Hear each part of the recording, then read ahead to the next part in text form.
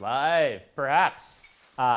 If indeed we are, I am Brandon, your author for the evening. We have Jello being somewhat distracted by his toys. I don't expect that to last very long because once I start talking, I will be on his radar again and he will want to come over. So we're only going to keep him for about 10, 15 minutes here. We also have Steve Argyle. Hey guys.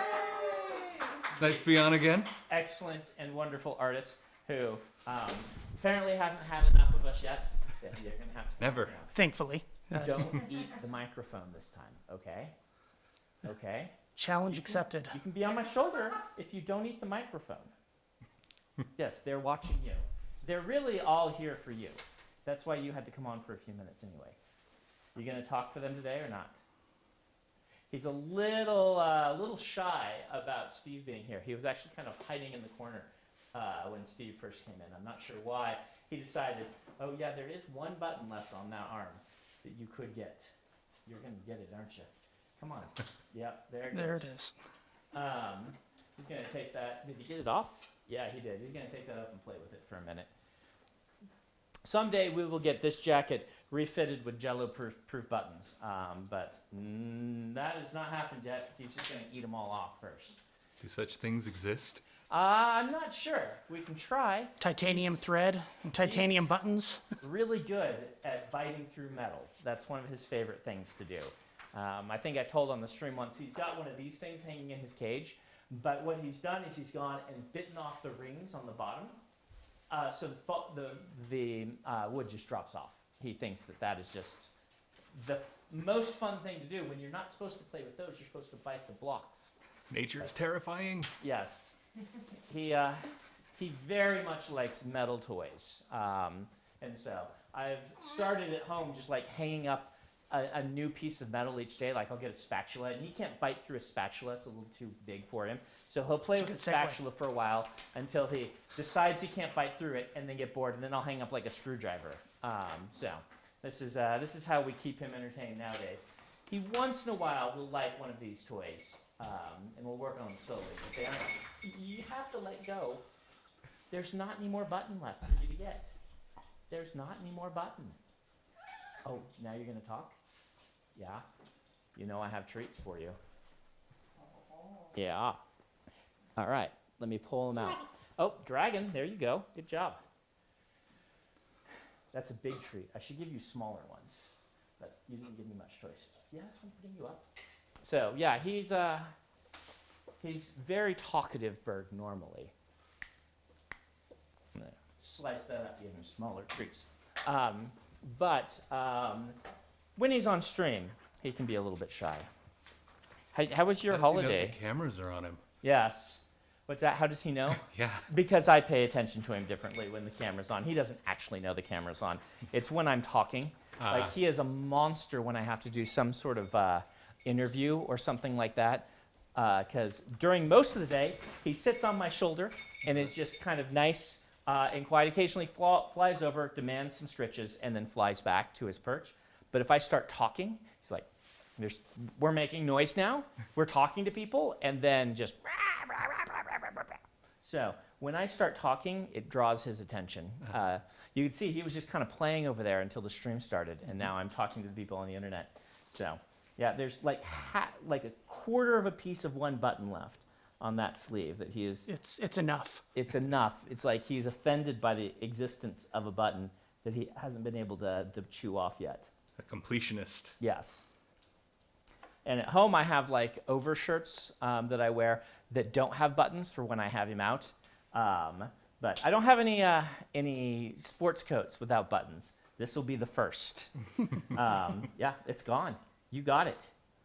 No more button. What are you going to do now? Eat the microphone? Is that what you're going to do now? His hero's journey is now complete. Yes. Now, you must return with the elixir to your people, forever changed, bringing them new knowledge, but no longer fitting in among them. Right, Jello? Is that how the hero's journey goes? Yeah. You going to do it?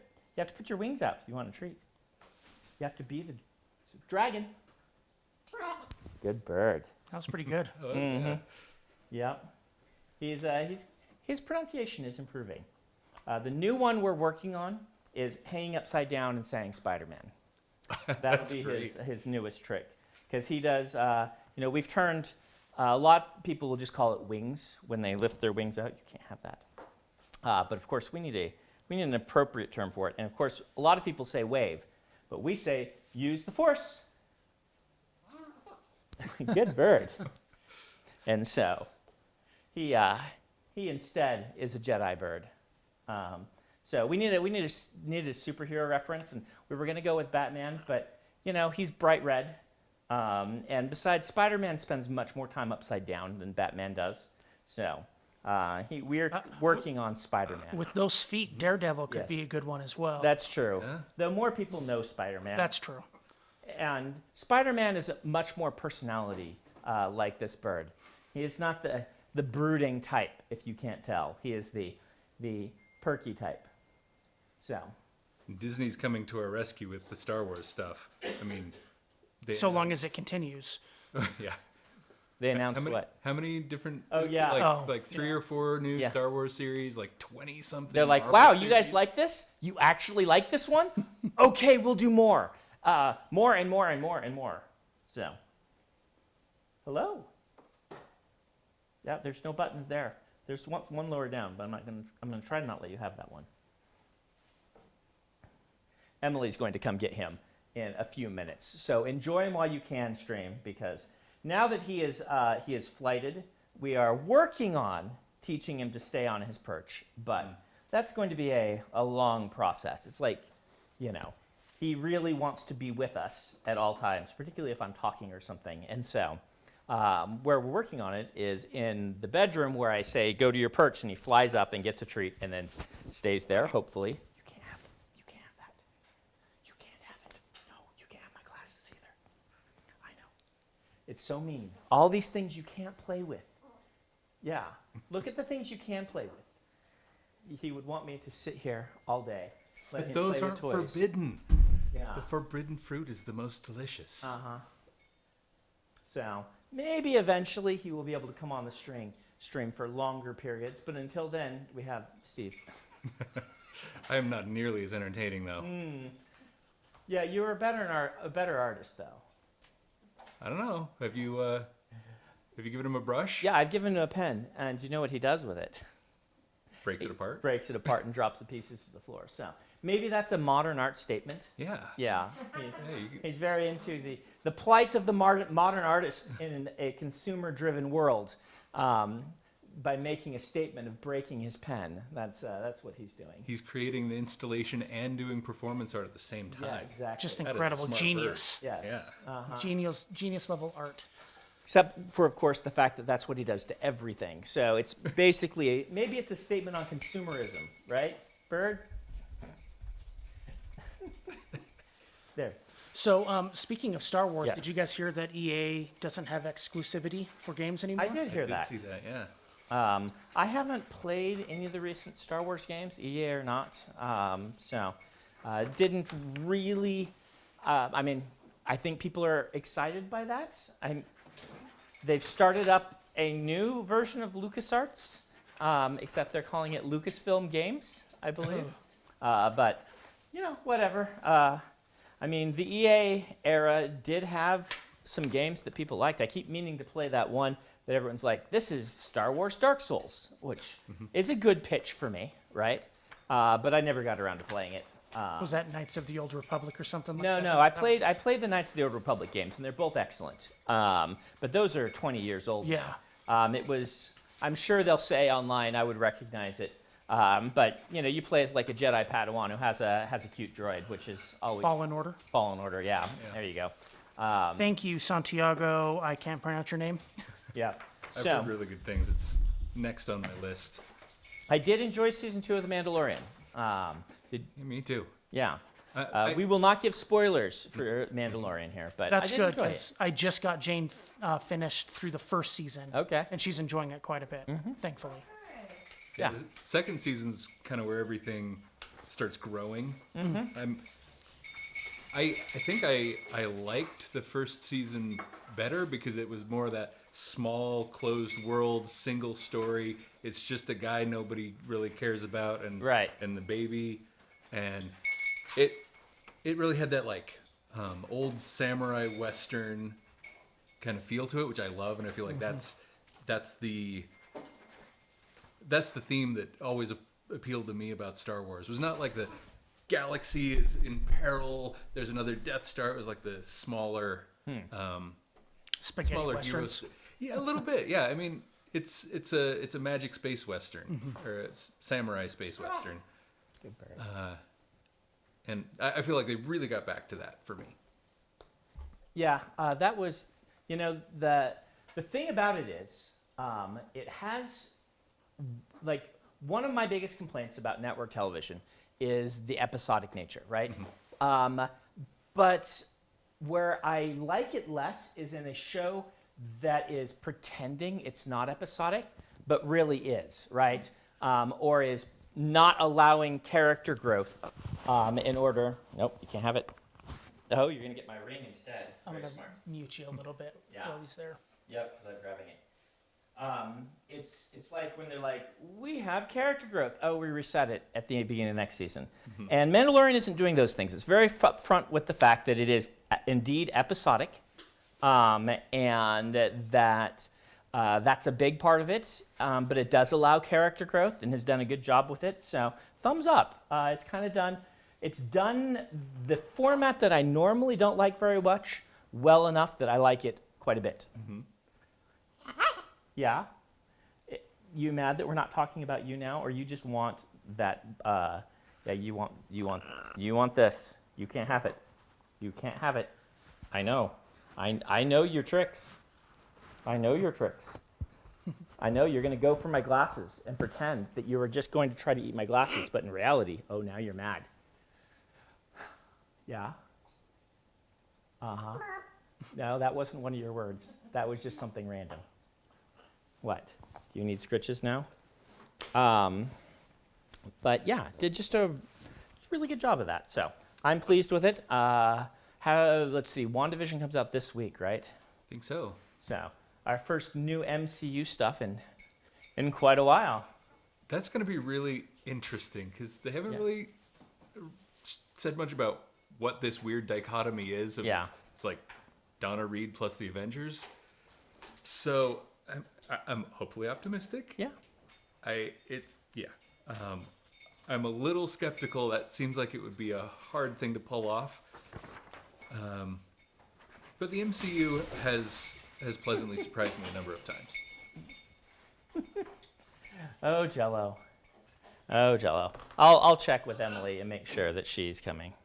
In the comics, one of the things I'd love to see him bring in that probably won't in the comics, there was a while where Scarlet Witch hung out with the ghost of Agatha Christie. Oh, really? It's just like such a fantastic concept for these magic users who can contact the dead and everything. Yeah. They have dead friends. So what'd you do over the holidays? Next to nothing. Yeah, Like a lot of folks. that's good, I suppose. Yeah. If that's what you wanted. What? We hang out. We did Zoom meetings. We barely left our house. Ate too much. That sort of thing. What'd you get for Christmas? Oh, I got lots of cool stuff. I got this T-shirt. Nice. And I am wearing one of my Christmas T-shirts too, which Oliver, my youngest. Oh. What? Sorry, headphones users. Yes. What? Are you that mad? What are you mad about? And I just want to remind the chat, please leave your questions for Steve. We will get to them. Yeah, we're gonna get to them as soon as Jello takes off. We'll kind of just be chatting until Emily gets here in a couple of minutes, because the bird is kind of distracting, isn't he? Aren't you? Slightly distracting. Kind of a diva. When you have a giant macaw in the room, then things become about the giant macaw. That's how it happens. You can't have it. I saw you going for it. You can have scritches, but you cannot have the microphone. I know. I see you. You are a Someone's single wondering, minded. Brian's wondering if you have any relation to the indie author Zach Argyle. Not that I know of. Can't have it. Question answered. You're welcome. Can't There's have not a ton of Argyles, like in the States and stuff. They're all in Scotland. Yeah, when I went there, like it was all over the place, which is super cool. But It's like me with Brandons and Utah. You heard this story? I was the only Brandon I'd ever met. I'm like, oh, my parents came up with kind of, not a unheard of name, because there, of course, are Brandons in literature and things like that. But I've just never met someone with my name, and that was great. And then I came to Utah, went to BYU, and there were 3 Brandons in my dorm. And I'm like, oh, this is an Intermountain West culture thing, shall we say. And my parents are both from Idaho Falls. And so, yep. Oh, that sounds like an Emily come to get you. He is trying very Muting Brandon's microphone real quick. He's trying very hard. Oh, you know what that means, don't you? And you know what that means. Yeah, I know. Goodbye. Goodbye. Go home. Good bird. Okay. you did well. You Just got hold the his button. feet as you walk him home. It was a little windy on the way here. He is, since he's fully flighted, we have to be a little careful when we take him outside. Not as easy to lose a macaw as it is a cockatiel or a lovebird. I don't know if you've ever been around them, but they just are zip, zip. And him, when he flies, it's like, raw, because, he is a very large bird. I look forward to that meme. Yeah, he doesn't just take off. Yeah, there you go. I'm going to be all over Creme posting. He doesn't just take off. He has to propel himself up. And so just holding the feet is usually pretty good, as long as you've got a secure hold there. That's one of the tricks for having a larger parrot, is learning to get them used to you holding their feet. But he does have a harness, which he hates, but he will put on for treats if we have to take him out longer. But this is just next door. So, yeah, let's go start doing questions. And thank you for putting up with our I should tell people what I got for Christmas. Yeah. I got this shirt, which I was saying Oliver wanted to claim, because Adam has a pet corgi, which Oliver loves. You have no idea. When I say loves, he has a pillowcase that's a picture of actual corgi, not just a corgi pillowcase, that corgi. He has a blanket with that corgi's face on it. He has 3 stuffed animal corgis that are all named Lopen, which is the name of the Cosmere corgi. And so when I got a corgi shirt, he's like, "You have a Lopen shirt? It is mine." And he tried to sneak off with it. So he has not, of course, seen Cowboy Bebop. Not exactly an 8-year-old sort of show. And I got that, and I got a wireless phone charger, which I haven't set up yet, but I'm interested to see if it actually works. Nice. That's like feeling like I'm in the future, right? My phone can charge. Well, especially next to your snazzy new phone that looks like it's from yes. the future. Yes, my unfoldable phone. I actually really like this. I wanted to give it a try, and one of the reasons why is I have always had I like having a tablet. I don't use this as a phone as much as a tablet. In the past, they made 7-inch tablets that I could carry around and would fit in my pocket. Then they stopped doing that. 7-inch was just not a good size for most people. They wanted larger, or they wanted a phone. But I like having that mid-sized tablet, and so this phone is really just a foldable mid-sized tablet. And it actually works real well. Everyone talks about them as like this gimmick thing, and it's not a gimmick to me. It's just really handy. I use it about half the time closed, half the time open, which is a good sign that I'm getting use out of it. It is really expensive. So I wouldn't recommend it to those who need a utilitarian phone on a tight budget. But Every phone is expensive now. yeah, though. these Thank days, you, yeah, I Apple. say it's expensive. Like my last phone was $1,000, and this one is $2,000, and that is double the price, right? But if you were going to buy a tablet and a phone, this is the same price, and so I really like it. I'm the same way. Like, I have a fairly giant phone, and I would love it to be bigger. Yeah. Because I draw on it. Though another one of the Christmas presents I got my first iPad, Okay. my first Apple product in a couple of decades, and I hate that I love it. It is so good, and I've kind of just been on that, not like Yeah. like virulently anti-Apple. I've just always been kind of a PC person, kind of an Android person. I never got into the way they did things, and so it's not a real preference so much as I just never got into it. So I got this, and I was like, well, people really like Procreate and these things. Artists have a handful of software on there you can't get anywhere else, and so I started playing with it. And I'm like, after a little bit, I'm like, this is pretty good. And my wife's like, it's 4 a.m. What are you doing? And I'm like, oh, I've been playing with this thing for 12 hours, and I find it's just amazing. I get tons done. It's intuitive. Good for drawing. Yeah. It even has a sculpting package that is, it's almost as good as ZBrush. But Wow. it's easy and it's like $12. Yeah, my 11-year-old, Dallin, he wants Procreate, right? But it's not on Android. And he's like, so get me a tablet so I can use this. And I'm like, it's like a $5 app.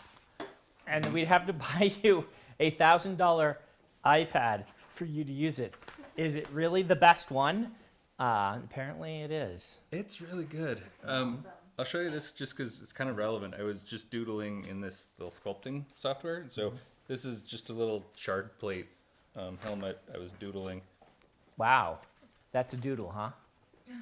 Yeah, I mean, it has a long way to go before it's something cool, but it's seriously. You should It's try putting it a little bit sorry. closer. It's like a commercial for Apple. I know it's, which I never figured I would do.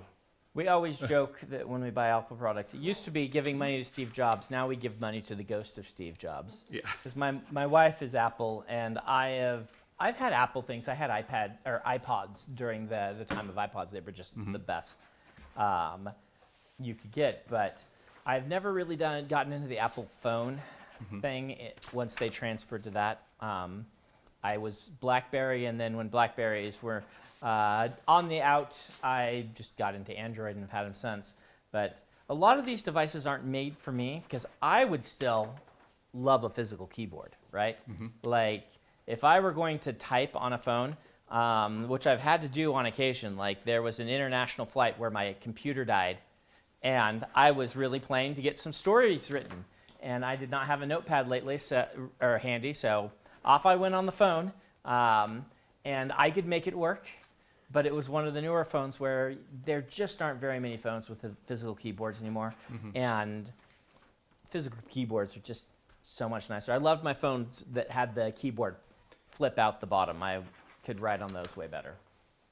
Yeah, I had a BlackBerry for a while, and that was the thing I miss about it is just the little buttons you can actually push.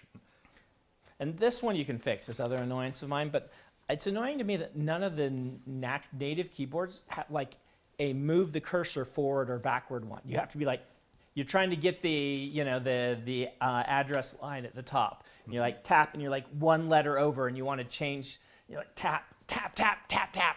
On Apple, if you hold Yeah. the space bar, you can move the cursor around your screen, even on your phone. Yeah, but I nice. mean, on this, I just install a non-native keyboard, and most of those have them or are customizable. It's weird to me that that's one of the things that I use. I wonder if there's a native way to do it in Android that There I probably guess is. most people don't use is a forward or back. But if I'm typing like a story or something, like not having a back key, not a backspace, but a back move around. That works on Android as well. Yeah, you just hold. You what? hold the space bar, and then it will turn into, and then you can control it. By just moving your by thumb. moving your Okay, thumb. well that's handy to know. Thank you, chat. I didn't know that either. Yeah, all sorts of useful things. So that's probably how people who are typing a little bit more on their phones are doing things, because the precision of having to tap the screen and try to get that cursor where you want it, that solution may be solved. Maybe I don't have to download new keyboards anymore. Let's do some questions for Steve or for me. So one that I saw that was just goofy and funny that I could ask both of you. Favorite childhood snack? And then maybe on the back end of that, favorite childhood cartoon. Well, for favorite childhood cartoons, I feel like they kind of shaped me. Because I grew up in the 80s, so the 80s was Thundercats and He-Man. Voltron and He-Man, all this stuff. These heroic fantasy stories that, I mean, they don't hold up as an adult. Yeah. But as a kid, they were inspiring. I thought Voltron was the most incredible storytelling, giant robots. And I didn't realize how much influence all this stuff had on me until I was talking with Dan Dos Santos, actually. Yeah. And we were at a fantasy art workshop, and people were asking, like, where do you draw your inspirations from? Where this sort of same question, like, when you were young, what inspired you? And he said, and sorry, I have to back up a little bit. In this workshop, we were all doing a themed artwork. We were all doing dragons, and I thought I was brilliant, right? So I'm like, here's my dragon idea. It's going to be a mechanical dragon, but it's old. It's kind of this alien-looking technology, so it's not gears and stuff that we would recognize, but it's clearly built, right? But it's rusted. It's got like copper tarnish. It's totally defunct, obviously defunct, and it's been moved to the top of like a spire. And you have all of these crisscrossing wooden bridges where people are making pilgrimages and they're worshiping it because the legends say it was the protector of the old people, and it's been around so long nobody even knows where it came from, all this stuff. And I'm like, I'm a genius. This is the smartest dragon ever. This is super cool. And I'm going to theme it like it's going to be kind of a lion-y dragon, you know, where he's bulky and he's got these, you know, kind of a feline face and everything. So I'm proud of myself, and the artwork's almost done, and I'm talking to Dan Dos Santos, and the question comes up, where were your inspirations? And he's like, you know, really, it's 80s cartoons, you know? I grew up on that stuff. I love this, and I love that, and I realized I just did Voltron. It's to a T Voltron, and I just had reinterpreted it as an adult, and suddenly I realized I am not a creative genius. I'm just forgetful. No. This is that's how creativity works. I say it all the time. We recombine. That's what human beings do. I have, you know, you can't describe a taste to us that we haven't tasted. We can't imagine a color we haven't seen. That's not how our imaginations work. Our imaginations work by connecting things and finding the connections that make it work. I mean, that's how storytelling works, right? You're like, ooh, if I connected this type of character with this type of story and this type of setting, I'd have a combination that is new and interesting. So I'm convinced that is creativity, right? Yes. That all that stuff's in there, and that's what we do. It's funny. You mentioned that, and I was sitting there thinking, man, I agree with you. I watched all these 80s cartoons, and a lot of them do not hold up. Like, it's not even a matter of not holding up. It's like you watch one episode, you're like, oh. And I'm thinking, you know, the 90s kids have it so nice because they have Batman the Animated Series, right? Which is great. Like, I've gone back and watched some of those episodes. I'm like, wow, this is really still pretty good. And Animaniacs, which just had its revival and things like that. Like there was a big level up in the young tween programming blocks during that era. And you go back to what we watched, and it's like He-Man does the same motion, and then the rocks fall down that have fallen down 3 or 4 times. And then you get the, you got me this time, and they run off, and like that's the whole story, and it's the same every episode. Yep. I would say my favorite childhood story was one that didn't do that. It was Robotech cartoon, which my brother and I really liked, to the point that we read all the books, which is interesting because I didn't know at the time the whole Robotech story, meaning behind the scenes, that it was a Japanese show that was taken to America and a new story added and new dialogue that weren't related. They were related, right? But they took it out of its context, and they added 2 more seasons that were different, entirely different shows with different characters that they put into the same world and created this thing, which after the fact, I think it's just really cool, right? It's like this weird chimera story that I could see both being horrifying to fans of the original, but also really interesting in how it was created. But I remember as a kid, like watching this show and being like, that's entire episode happened, and there was like barely any fighting, but it was really interesting. And then watching another episode and being like, wow, that one built off the previous one, and the character has changed. That's different. Why is it like this? And I wouldn't consider myself an anime fan per se. My brother is the one you want to go to for anime and things like that. But I saw something in that show, and then the books we loved, my brother and I, and they like continued the story of the characters from the first season that weren't in the later seasons, except like on view screens because they like photoshopped them in or whatever to pretend that it was the same series because it wasn't. And I haven't ever tried to read those again, but there were like 13 of those books. They were really short, but there were a ton of them, and my brother and I just loved them. We both had full sets and read them multiple times.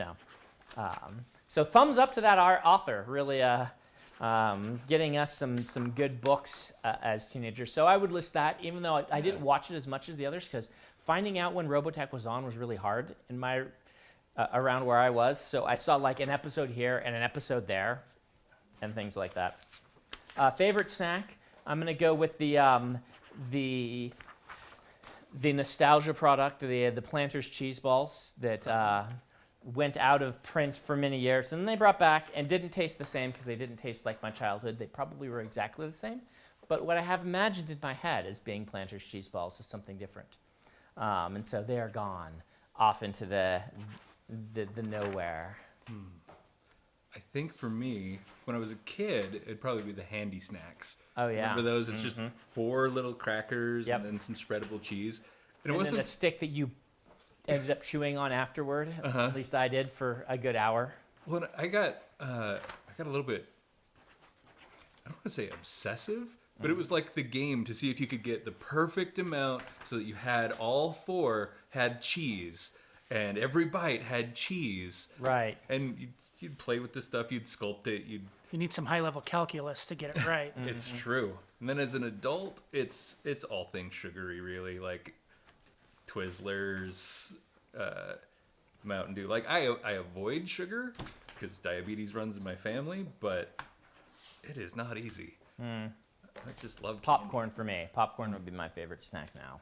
A good non-flavored, right? I want just either a white popcorn without butter, like the salted white popcorns, or a nice buttery yellow popcorn with the big large-sized kernels. I love me some popcorn. But again, my favorite's the kind that they coat with sugar, the caramel and the candied ones. Yeah. My favorite is an abomination to Brandon. Yes. Kettle corn. corn. See, Kettle Oh, you don't corn for the kettle win. corn? kettle corn would be less of an abomination if, when it first started, people hadn't started just calling it popcorn. Hey, do you want some popcorn? The number of times that year when the kettle corn abomination became a thing, that someone said, do you want some popcorn? And I reached into a bowl and I got kettle corn. Like if they had said, do you want caramel corn? Then maybe I would have been less. I still probably wouldn't have liked it because it's like this, it's the... The combination, right? Yeah, there. yeah, it's like the equivalent of lukewarm water, right? Give me a nice, herbal tea or a really cold glass of water, and I like it. Give me lukewarm water, and I'm like, this is good after you work out, maybe. That's it. And this thing that is not salty popcorn and not sugary popcorn is an abomination in my sight. What about carbonated water? I'm not a carbonation fan. I really like cold ice water, and carbonated water's never done it for me. So I don't even usually drink soda. I like water. I always have. Even as a kid, like I get these big 64-ounce cups that in Nebraska would let leak condensation, like they would destroy things. I destroyed a Terry Brooks book once by accidentally leaving a big thing of water with ice in it, 80% humidity or whatever in Nebraska, there in the Midwest. And then my Terry Brooks hardcover was on the floor next to it, which my mother would have said, why was it on the floor? And I would have said, because I'm a teenager. But an entire river's worth of water came over and destroyed that Terry Brooks book. When I picked it up, it was, this thick with warped pages and things. So Don't leave your cups of water around your epic fantasy novels, kids. One of the first things that was weird to me when I traveled out of Utah was condensation, because it's so dry here that you do get it, but it's like a mist or a dew on the side of things, and I don't remember where exactly it was. I think it was like Austin, Texas, or something, someplace really humid, and we went to a restaurant. They brought drinks out, and it just starts sweating and drenching, and I'm like, I thought this was a marketing thing that commercials did. I thought this was not actually real. But yeah, Utah's we're like 10 to 20% humidity most of the time. Yeah, there's a lot of times you can set a cup of ice water on a wooden table in Utah, and it won't even make a ring around the bottom. They could ruin the table. And I grew up with like, you never do that. You will have rings on everything. It'll warp the wood. It'll ruin. Like, you do not put cups of water. Even the one that I had that it drenched off of, that was a metal stand I had specifically to put my cups of water on because it couldn't ruin anything. And here, a coaster's still a good idea on wood, but if it's going to be a few minutes, you're not going to ruin anything, which is still kind of odd for me to consider. It's one of the conveniences of living here. Yeah. People are wondering what the app was that you were using to make that. So the sculpture app, it's called Nomad Sculpt. It's relatively new. It's maybe 2 or 3 months old. I think it's like $12 to $15. It's cheap, and it's really good. Like, ZBrush is super expensive. It feels and acts a lot like ZBrush. It doesn't have like this crazy functionality that ZBrush does, but the basics it does almost as well and more intuitively. Like, if you have tried tackling ZBrush or Mudbox or one of these other sculpting programs and it just seems cluttered and weird and hard to figure out, this is quite simple. It's got a dozen tools. They make sense. Nomad Sculpt, and it's been really cool. I've sculpted a handful of things that I could almost just bring in and 3D print or build them into something bigger. It doesn't do topology for people who want to do video games and stuff, but that's a different thing entirely. Do you do the whole 3D printing thing? Are you into that? I want to be. For years and years, like, I keep up with all the technology, and I've got the stuff that I want to do, and I feel like I could jump right in because I've been keeping track of it so long. It's just one of those, like, do I really want one more thing that I'm going to spend too much time on, and can I justify it? So what I did, this was actually a couple years ago. I'm constantly bugging my wife about it. I'm like, I want to get this, and I want to print this, and I want to do this, I'm going to sculpt this. And so my wife, Kat, was like, okay, here's what we do, right? You make a list of the things you want to do and you want to print, and then you make the things in 3D. You get them ready, and as soon as you're done with that, buy the printer. Do it. And that's a good catalyst. I've done some of them, but I've not made it through the list, which is a kind of an indicator that I probably don't have the time to really commit to it yet. But I will, because awesome. You know what's great for 3D printing? Having a brother who is really into it. It's just the perfect way to be into 3D printing, because if you have a brother who's just way into it and you want the occasional thing 3D printed, he will deal with all the technical issues that come with keeping one of those things running. And he will always have the new machine. And you'll be able to say to him, for instance, my son wants to be a dragon for Halloween, but specifically the dragon that is his D&D character. Can you 3D print this head that he can turn into a mask to wear? And it just gets done and comes over, and you can say, my children are really into Among Us and would like to have little figurines. And suddenly, some little Among Us figurines appear for my children in different colors for them to play with. So, it's Jordo, you guys don't know, my brother is very into 3D printing, and it is super convenient to have a brother. Nice. When I finish my little shard plates helmet doodle, I'll send it along and see if he wants to give it a print. He is my brother is one of these people who just likes to do things for people. Do you know? Like having a 3D printer, I'm convinced, is half so that he can make all the stuff that people wish that they could get made. So he would probably be all over that. I married into a family that is like that. They're just like always looking for how they can do something for you, and it's awesome.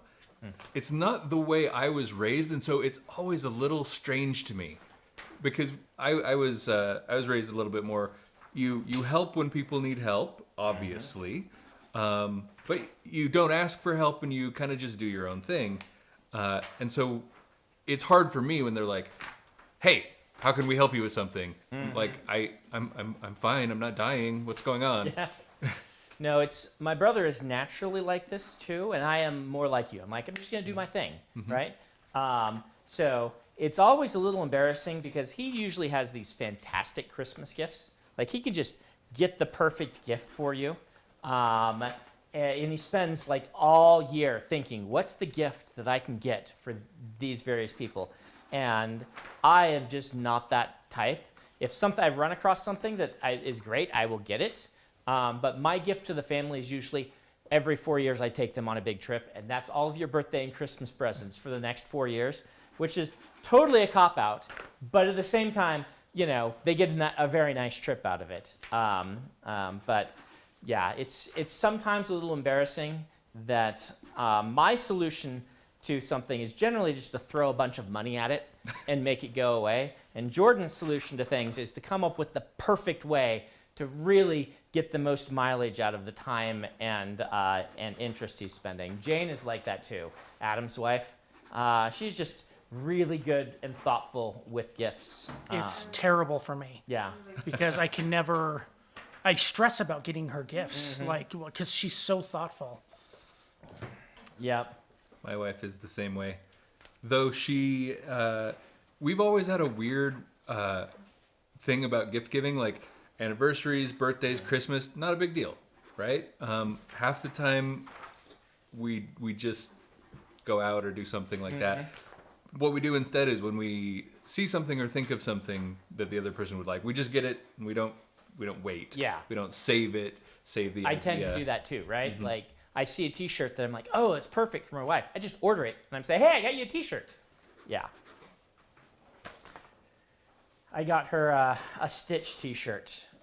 And I'm like, I should have gotten that for Christmas. I gave it to her in like November. But Stitch from Disney, she does the Stitch voice to my kids really well. And it's one of those things that they both love and hate when she pulls out the Stitch voice.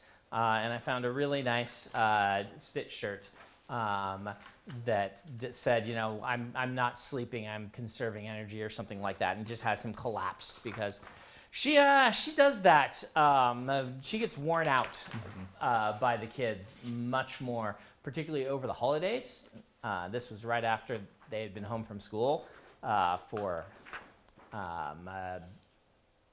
that Thanksgiving, that holiday in November. And yeah, I'm like, oh, that would have been a Christmas gift. But of course, I just don't think of it that way. I did have a really good Christmas gift for this year, but it's a secret. Yeah, let's do some more questions. And when I finish this stack stream, we're going to leave you with only Steve and me having a voiceover because I'm going to go sign some stacks of books that the team needs me to sign because our store is sold out of signed books.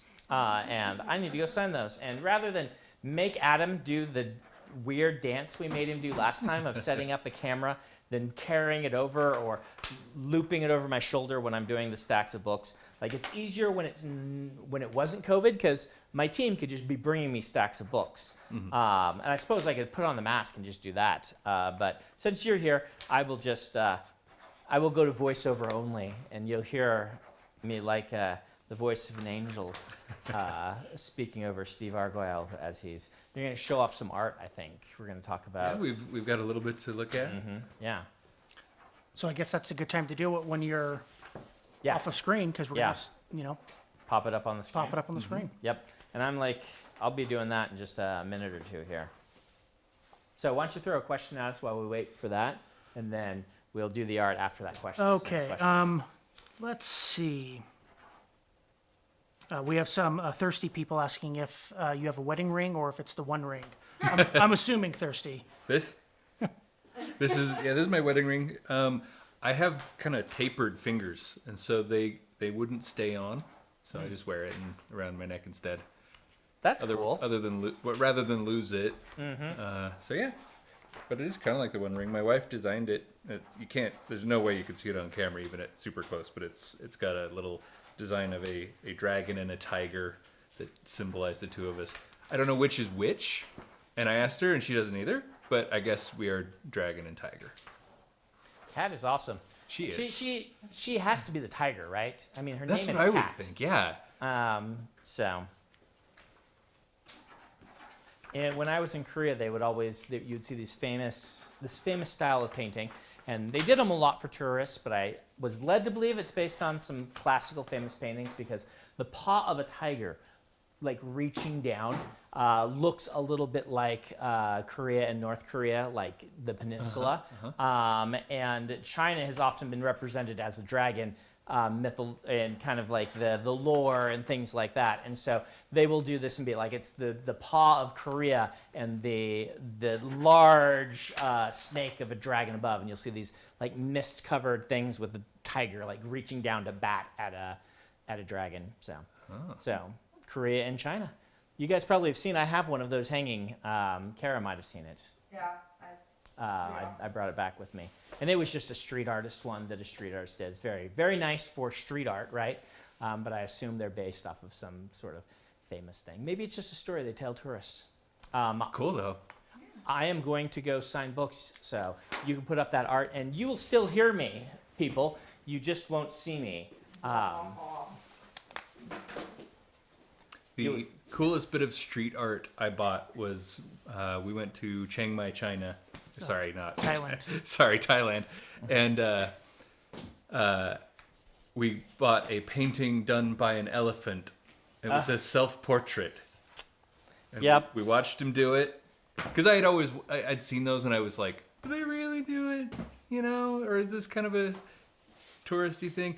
And the handler kind of helps by like, it's kind of like they're directing him by tugging on their tusks. But no, he painted it There's right in front of us. There's a macaw online who paints pictures. Yeah? That the person has trained the macaw that if you take this brush and put it on this paper and move it around, I will give you a treat. And so the macaw's all for that and does paintings. Jello would eat the brush. So I don't know. I'm sure that macaw wanted to eat the brush at some point too and got trained. But, we're working on him not eating my glasses. Maybe once he does that, we will be more likely to teach him things like that. Was the macaw any good? What's that? No, I mean, it's just making, it's splashes of ink or of paint on a page. It's, abstract. As close to Pollock, Yes. probably. Yes. And things like that. But the macaw can legit take a brush, dip it in paint, make a streak on a piece of paper, and then get a treat. And do that a bunch of times, and you'll have a bunch of streaks painted by a macaw. I've seen a dog do that too. Yeah. Yeah? That'll dip the brush and stuff. Oh. I wonder if dinosaurs could paint. Oh, for sure. For sure. So, fan art exhibit says they're trying to write a comic, but there doesn't appear to be an industry standard format for writing a script. They're wondering, how would you go about writing a comic or graphic novel? Well, the script question is probably more for Brandon than me. The stuff that I've seen has kind of run the gamut. A lot of it is screenplay style, just like you would write an episode of a television series or something.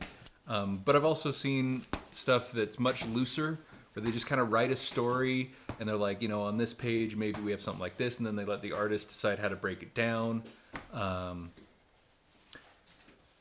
Yeah, I would say the same thing. That's what I have seen is a screenplay format. I am not an expert. I have never written a graphic novel. I have released 2 with my name on it, but in both cases it was I wrote, in one case, a novel in white sand, and they adapted. In the other case, I wrote an outline, and it was more in screenplay sort of things, and then they took it and ran with it. That's Dark One. So, yeah, ask some people who do this. Ask Rick Hoskin, who is the guy who did the White Sand graphic novel adaptation for us. He is really good. He also does the Red Rising adaptations as Yeah. well, I believe, and I think those are pretty well received. So he's somebody to talk to. We have really enjoyed working with Rick, and so and he seems to be very professional and know his stuff. So I'd recommend his books to you. Also, he writes thrillers, like military thrillers and things like that as well, and does a good job with it. Yeah, if you're doing the last one I've seen is if you want a lot of control, I've seen people actually lay out like panel by panel for the artist, where in this panel this is happening and stuff like that. So if you're looking for comics specifically, like writing for comics, that might be another thing to look at. Yeah, I would wonder, is that something that only an established writer gets to do? Like, I know that the closest frame of reference I have are like children's books, right? Mm-hmm. Where they generally don't want the author doing any of that stuff unless they are a well-known author who has whose name is going to sell things, and then they maybe let you push a little harder. But the kind of understanding is that the artist will know better how to illustrate these words than the author will, which is a pretty good argument, right? Like, that's their job. Yeah. I mean, my favorite would probably just be the looser story style, where they just write what's happening. You can pace it yourself. You don't necessarily have anything beat for beat. But yeah, sorry, I don't have a better answer for that. It's not something I've done a ton of. Yeah, unfortunately, comic book art just doesn't pay very well, as I understand. Yeah. And because of that, it's really hard, even if you love comics, if you're an illustrator, to do a lot of comics, because the medium, comics are such a weird medium, right? Mm-hmm. Like, weird in that there's so much work that goes into them, but they're expected to be really cheap and kind of even disposable. Mm-hmm. And so the price point can't be very high. And you mix with that they have these continuing stories and these just aggressive paces of release schedules a lot of time. And then you mix with that the fact that way more people know about comics than read comics, right? Mm-hmm. Like, the comics industry is not a big industry, and that's coming from the book industry, which is small by comparison to others, right? Like, the book industry is like 5 or 6% the size of like the movie industry, and the comics industry is tiny compared to the book industry. Just not a lot of people read American-style comics. There are certainly exceptions, and and it's not to say there isn't great work being done, but the whole thing seems calculated to make it hard on artists and writers to make quality products, and that's a shame, because right now they're like the biggest pop culture thing around, are these comic book movies and stuff, but the original source material was usually made very quickly, very cheaply, by people who are passionate about their work and not given enough time to actually do a good job with it. Yeah, it make it like now that I'm grown, because I grew up on comics, I loved comics, still do. Gave me a lot more respect for some of the guys who really put in a lot of time for the artwork and the stories. Jim Lee, Alan Davis, because as I understand it now, and I have not looked into this standard comic book stuff for a while, but most pages take each person about a day. So they're pushing it to get out a comic book a month, which they always had to do. and I think it paid. It's probably more now, but it paid like $100 a page. Yeah, I think like it's not even that much more now. Like 300 for the whole page, I feel like is what we were quoted that they want to pay. But that's colorist, pencil, writer, editor, and inker. Like that money's split. So that $300 a page does not go. Well, it goes real pretty far. far. What's that? I mean, it goes pretty far if you talk about the number of places it goes. Yeah, Yeah. it's stretched thin. Stretch And thin is a that's- good way to put that. That's rough, right? When you're Yeah. talking like if you're the illustrator and they're paying you $100 a day, I mean, that's And for most of 8 these- hours of work. That's not a lot of money for a really, good illustrator to get. Yeah, for the amount of time they had to put in to learn how to do that and all that. I mean, that's not minimum wage, but it's not Right. far from minimum wage, and that is just rough. It's miserable. It's not much better for the manga artists, as I understand, which are read more widely, as I understand, at least in their market reach per capita and stuff. But still, I hear it's just awful for working conditions. Yeah, and it's a lot like other industries where most people are down there, and then you've got kind of celebrity artists Yep. who they can sell their original pencil pages for a couple $1,000s a piece, and Right. they're doing just fine, but they're the exception. Yeah. So do we want to show some of the art, or do you, Yeah. since you're almost back, do you want us to do it next time you're over there? Let's do it next time. You're Okay. right. I'm probably Yeah, 75% pretty of the way close, yeah. through this. So another question that I can ask to both of you is, which order of Knights Radiant was the hardest for you? Steve, for the art, Brandon, maybe for conception, or... For the art, I think the Edge Dancers was probably the hardest conceptually, and I'm still not like 100% satisfied with where I landed on that, because the Edge Dancers are so graceful and lithe. Well, not necessarily lithe, but they're the ones you feel should be light on their feet, and so being in Shard Plate, which is described as like the heavy tank infantry version of Yeah. plate mail armor, it was hard for me to like, well, how do I get the feel of something elegant and graceful, but also this tank like bit of armor. For me, it was definitely the Dustbringers, which I'm not even sure yet, right? Because I haven't done a lot with them in the books. But I wanted the Dustbringers to be more than just generic fire magic, right?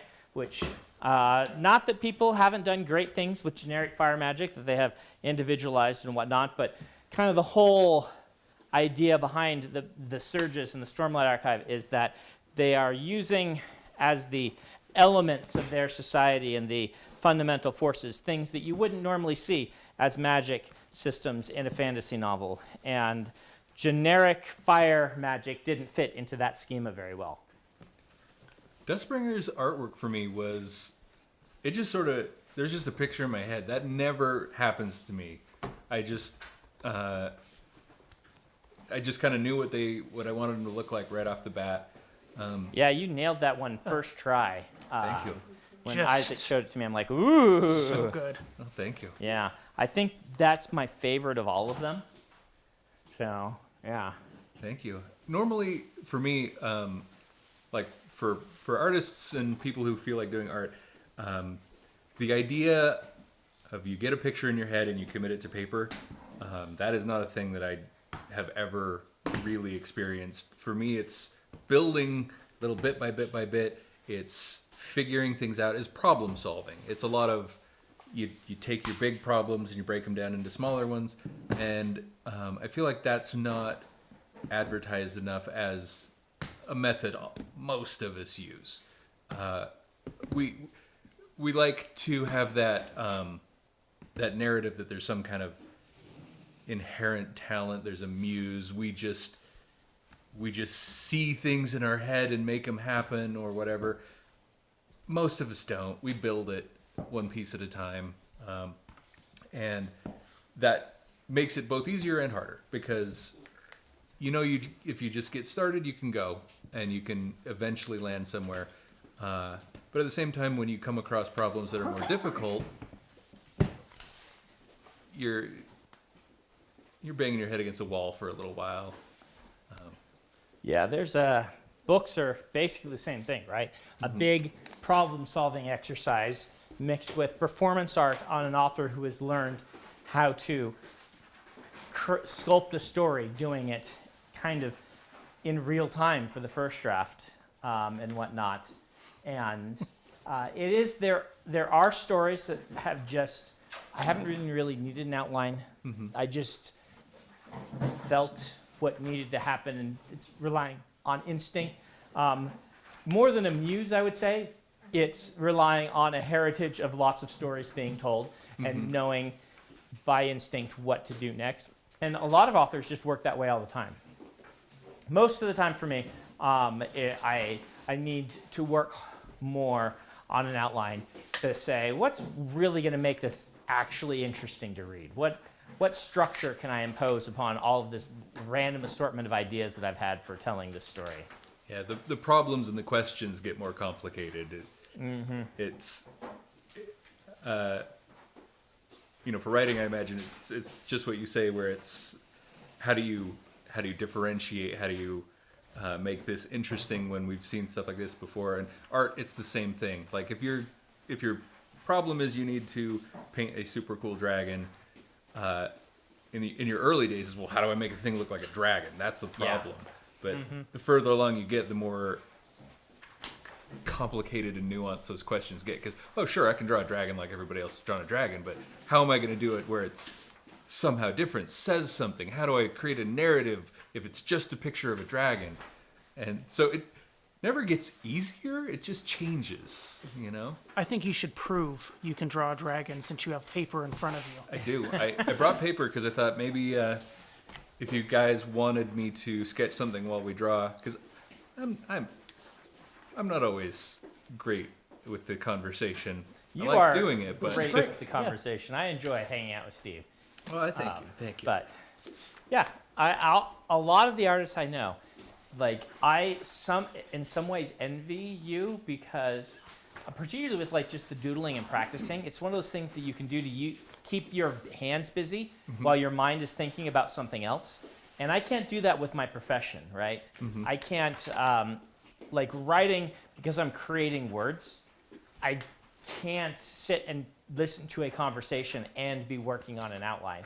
And I know I can do that with art, even though I'm not an artist, because I took a drawing class in college just to try and understand the artist side of things. My argument was, I'm going to have illustrators on my books. I should have at least have tried one time to illustrate something myself, and it was actually really nice that I could sit there and be sketching and having a conversation or thinking about a story or something. So. And I'm sorry, I shouldn't have mentioned you drawing a dragon, because now the whole chat wants you to draw a dragon. One of them even said that you should draw Jello as a dragon. Jello as a dragon. But I'd say it's too late. He's already not here. He's gone. Well, I can remember what Jello looks like. I mean, he is. We can pull up a macaw for you if you want. A dragon that loves a macaw dragon buttons.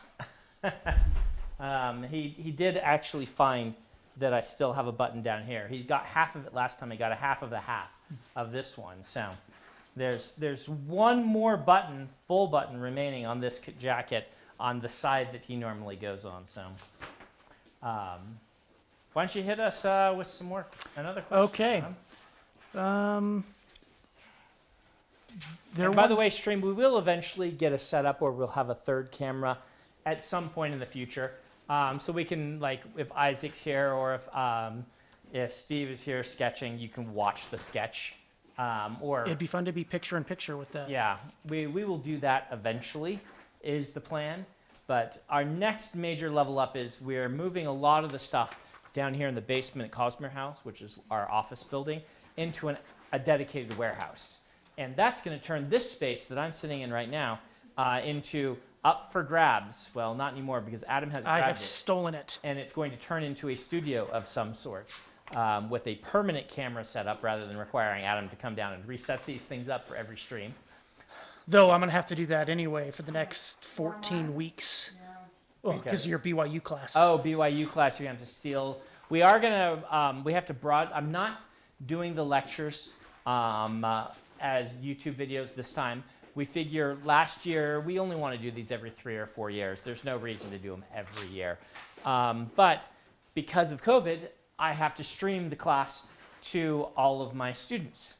And I do apologize, it is a closed stream through the university.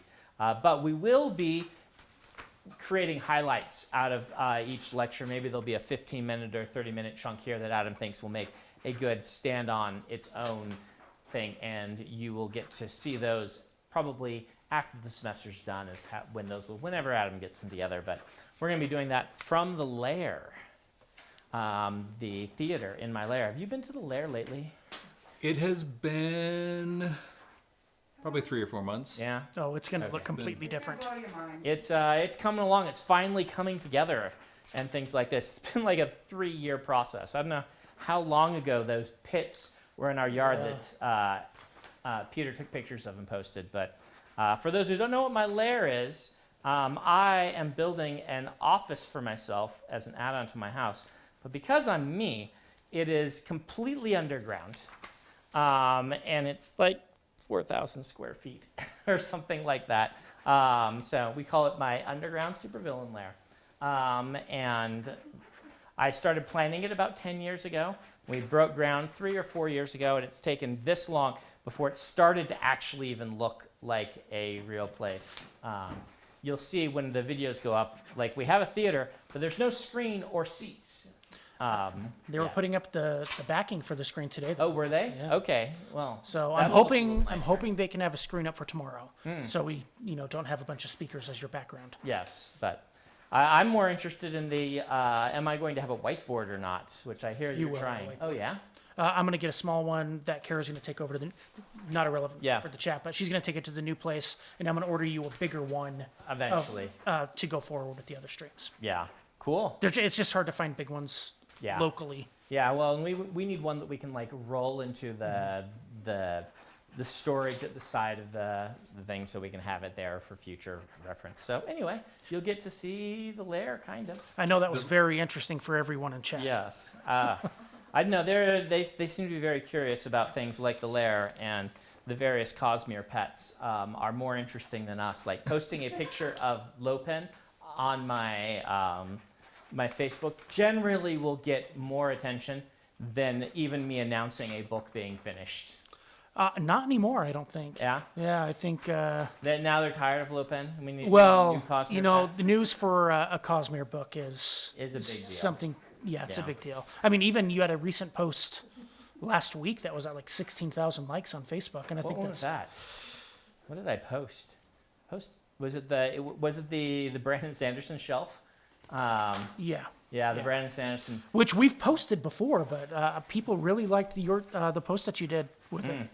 Yes, they like that I suspiciously put that book. So the story on that is I'm sure someone actually bought it now, though they really shouldn't have. I got there to sign just for the Christmas card season. Mostly it was my kids wanted books, right? We needed to pick up a pile of books for my kids. But every month or two we go by the Barnes & Noble, and January is usually a really busy time these days at bookstores because of gift cards and people buying for their bookworm family members a card to just go buy books. And so I wanted to check and see if they needed a book signed. And the local Barnes & Noble down in Orem has a freestanding like shelf that's the Brandon Sanderson section. Like not just one, but it's these 2 double shelves, right? So it's 4 shelves on each side. And on the back, 2 of those are taken up by books I've cover quoted. So it's like Brandon Sanderson recommends. So that's 6 freestanding shelves of Brandon Sanderson books with a big sign that says the Brandon Sanderson section, which is just hilarious to me. The first time I saw it, I'm like, really? This is where we are now? If someone told your younger self Yeah. that, would you believe them? I don't know that I would, because I hadn't ever seen that. Like, my favorite authors growing up were like Anne McCaffrey and David Eddings and Robert Jordan and Barbara Hamley. None of them had shelves like that. Like, when a new Eddings book came out, they were big stacks in the bookstores, but it wasn't like they had a separate section. But of course, I wasn't living where David Eddings was, like maybe at his home local bookstore, right? Because I mean, this is the local bookstore. But either way, it's really cool. But there was only one hardcover of Words of Radiance left after the holidays.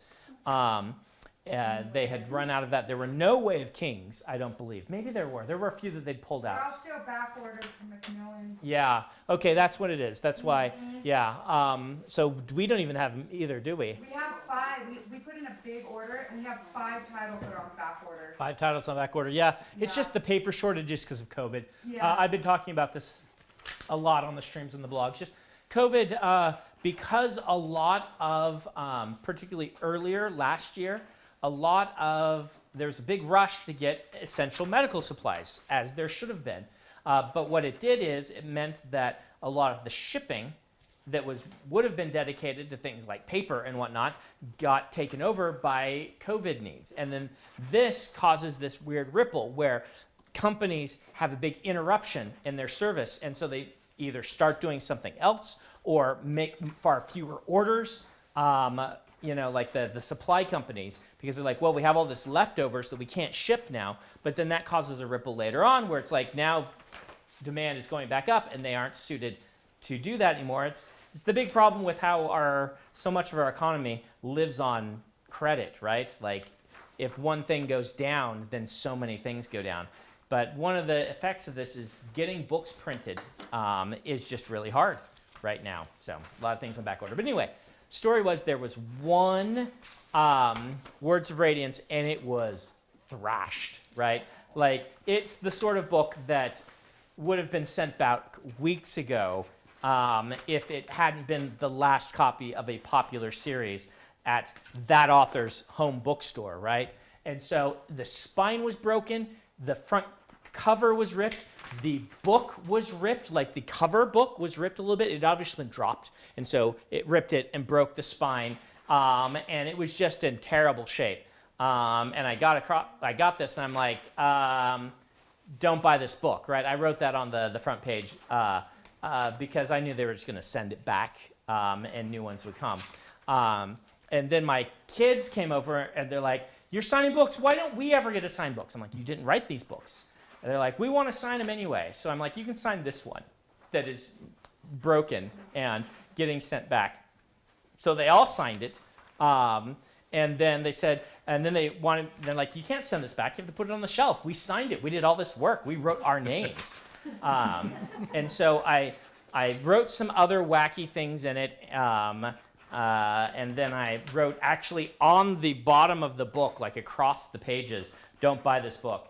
And set it as a conversation piece so that it would be in the picture that I posted on Facebook, which I thought would be amusing. And indeed, it seems like people were very interested in that don't buy this book. Yeah, hopefully people don't take that as a general rule not to buy that book and have it specified for that That's right, single you can't copy. buy book 2 of the series. It's not allowed. But yeah, I'm sure that somebody went and grabbed it. They do tend to do these things, but you can, if the novelty wears off, you should be able to send that book back to Tor. And actually, Barnes & Noble had a 20% off sticker on it, so I don't even know. But that's the 20%, that's smaller than the discount they can get to not give a discount. Anyway, you could probably still exchange that book with Tor for a one that isn't destroyed. And I'm sure the chat's going to say, who would do such a thing? It's a piece of Brandon history now. I mean, Someone in the chat said it's worth $10,000 now. By the way, someone else said that you should make it a fat dragon, and I'm wondering if you want me to pose for you to help get the dimensions right. Got Yeah, the shape of I'm it amazed now, at how so. fast it's coming together. yeah, I mean, it's pretty loose. And there it is so far. It reminds me a little bit. I've always liked the idea of feathery dragons. Mm-hmm. It's not a thing that you see very often.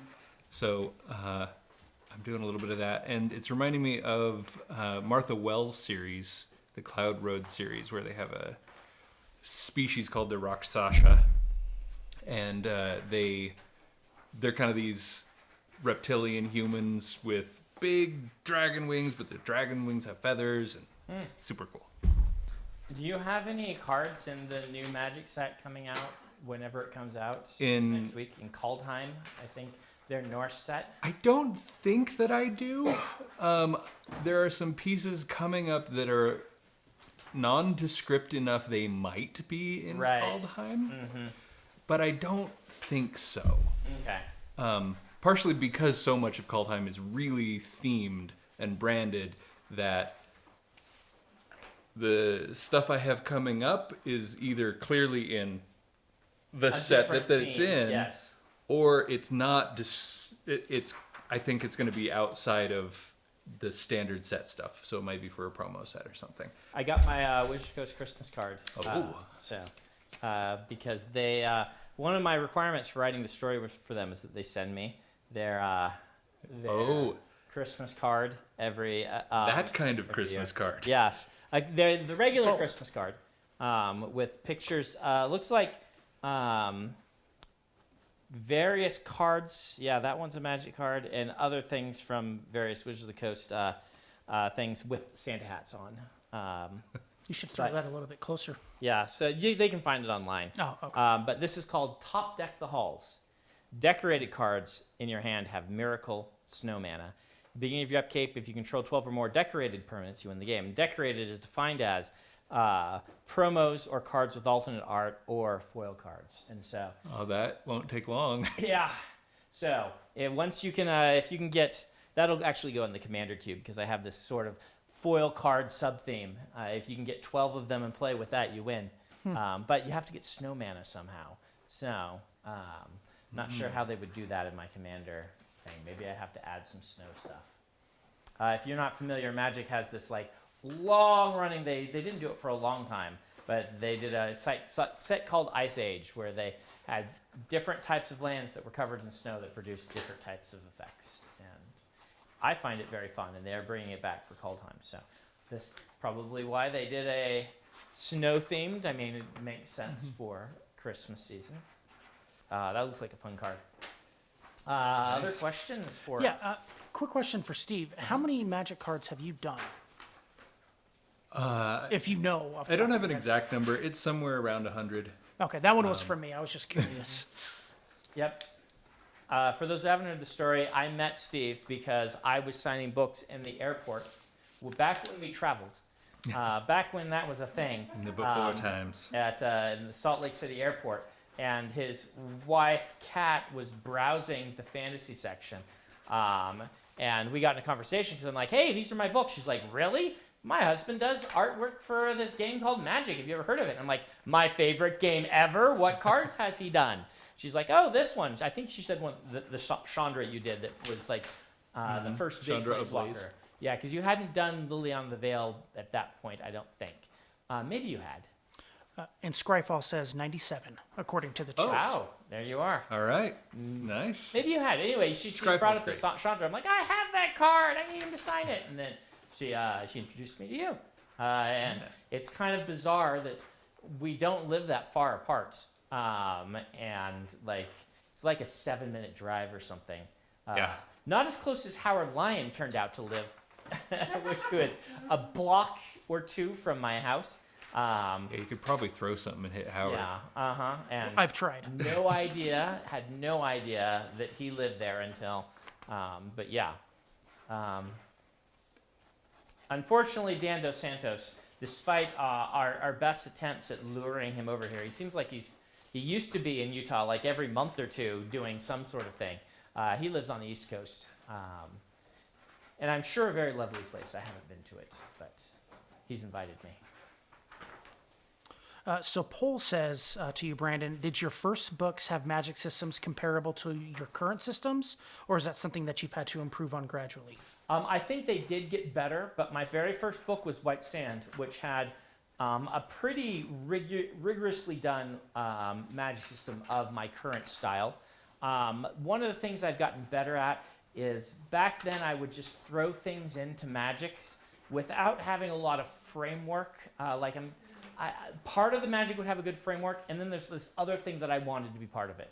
And nowadays, I either don't put that thing in, or I work that thing in better to how the magic system works. But I mean, Sand Mastery was my first one, and that book is terrible, but the magic system isn't terrible. It is much better in the later version of White Sand, where I added some more interesting and distinctive things to the whole setting in general.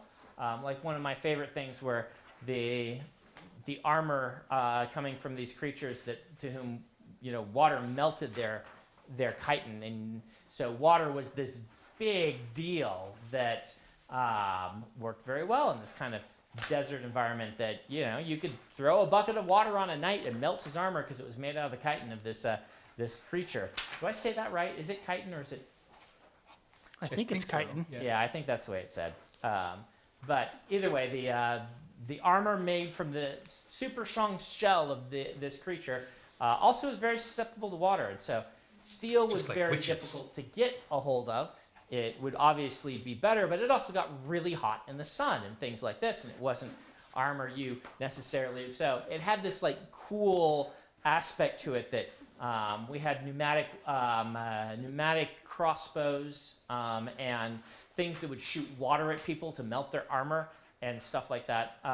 And one of my things I'm sad about is that world building, which admittedly when I do world building, it tends to be a lot to take in, and it tends to be one of the harder aspects of my books to transfer to someone else, because the White Sand graphic novel didn't really get into a lot of all of that, which is part of what I thought made the world building so distinctive. And it's just kind of a lesson learned that we have to watch that a little bit more.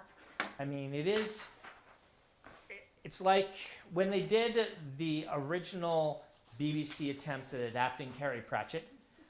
Terry Pratchett without Terry Pratchett risks just being bizarre. Instead of funny, just being bizarre with no payoff, because it's his voice and tone that takes all of these things that are just loony and ties them together in a way that you're like, oh, this is done for comedic effect, and endears the character to me rather than just being strange. Some of those original BBC ones were just strange.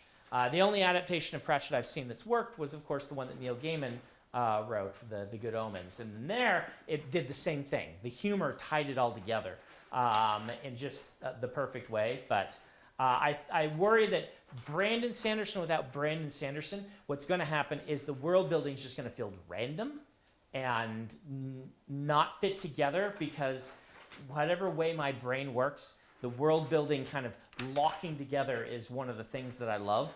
And it's very hard to explain to people. I didn't realize it would be, but it is hard to explain to people like how this works. Like another example is when I was trying to explain to Joe Michael Straczynski why the electricity-based magic for Dark One was going to be so interesting. And he's just like, okay, I'll leave that to you. I'm going to focus on this other part. So I'm like, no, it's going to be really cool. Like, there's going to be a current running through the ground. You can set a light down and it'll glow because this and that. It's going to do all this cool stuff and things. He's like, okay. And then awkward thumbs up. The awkward thumbs up, Brandon. You do that. You make sure it works. I'm going to focus on these other parts. And it's not that Joe's a fantastic world builder, right? Like Battlestar Galactica, or not Battlestar, Babylon 5. Babylon 5. Too many things. Too many great things. Too many great things. Babylon 5 had excellent world building, right? And they had some episodes that were just all about how great the world building was. It's just that my specific way of doing it is really wacky. And without my touch, I worry that it either just will get lost, as it did in White Sand, or it'll just feel bizarre without the payoffs. So Dark One did a better job because I was now aware that this was a potential problem, and hopefully we'll get better at it in the future, because we would like to be doing more adaptations by other people, kind of working on some of these things that I do, because I have more ideas than I can write, and I really need to be focused on the Cosmere, and there are other series that people would like to hear some more from. So that's why we're doing these experiments. Hopefully you guys will like the Reckoners novellas and the Skyward novellas when they come out this year and next year. And you'll be able to enjoy continuations of series with me collaborating instead of just doing all of the writing myself. Ketchikan says, you're well known for how much you write, but how often do you get to read these days? And do you ever read any web serials? So I have not read any web serials, unless you count web comics like Order of the Stick and Dr. McNinja, and things like that, Schlock Mercenary. Man, those are all either done or finishing very soon. I have to find a new crop of webcomics. All my authors are done. Howard's still doing stuff. Howard Taylor this time instead of Lion, but Dr. Ninja moved on to worked in the comic book field. Chris Hastings. I shouldn't call him Dr. Ninja. But anyway, I haven't read Worm. Well, I shouldn't say that. I've read a little bit of Worm, enough to know that there's definitely quality writing there, but also enough to know that I just did not have time to leap into it right now. And I know there are others like unto it. How much time do I have for reading? My reading time used to all be audiobooks as I did these signings of books. And so I've had to rejigger to find new ways to read now that my signing time is no longer audiobook time. And so I find it important. Me not reading would be like a surgeon not paying attention to the new machineries and techniques that are coming out and still doing what they did in the 70s.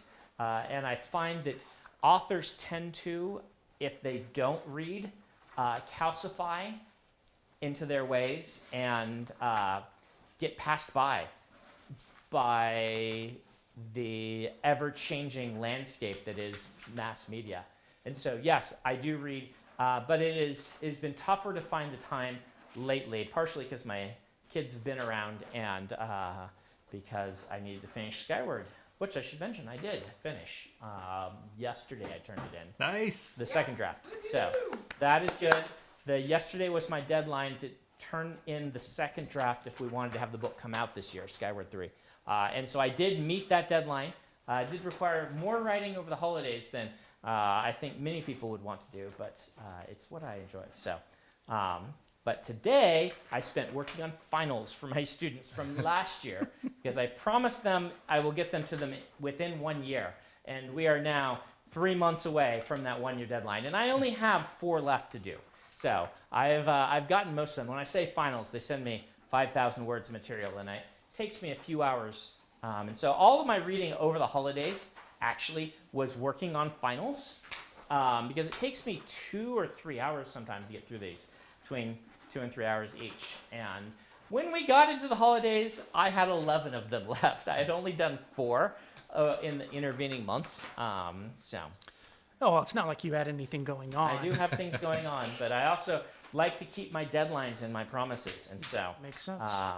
so I want to get those to those students. So if you are one of those last 4, I'm sorry. I finished the 11th out of the 15 today. And started on the 12th out of the 15. But then need to work on outlines because Jancy has got the second outline for her second novella. I'm really excited by the Skyward novellas because if you guys haven't heard, if you didn't read the State of the Sanderson, what's going on is, so the third Skyward book, very pleased with. I really like how it turned out. But one of the issues is, with this series is, trying to talk around too many spoilers. The first book was kind of they're all first person from one character's viewpoint. So it's not like they are ensemble books, but in the first book, the character had a large cast she interacted with of characters who are quite endearing. And the second book, those characters were intended to continue on. But the way the second book played out, about halfway through, I felt like, because it was in a different location and the whole team had gone, that it just was not working. There was too much of a safety net for the main character with the whole team being there. And I rewrote the whole book so she was there on her own, isolated. And the book just worked way better. But one of the problems is the outline for the 4-book series had book 3 already being a solo adventure for the character in a way I couldn't really write out of the series unless I just cut the book entirely. And I Didn't want to do that. I like the character growth that happened in it, but that means that we now have 2 books in a row where the main character is isolated from her team that you still probably want to find out about if you enjoyed the first book. And so my fix for this is to have a series of novellas from 3 different viewpoints. Jancy picked the viewpoints that I'm co-writing with Jancy Olds. Jancy Patterson is her pen name. Good friend of mine for many years and an excellent writer. And honestly, more in touch with YA than I am and kind of knows that genre.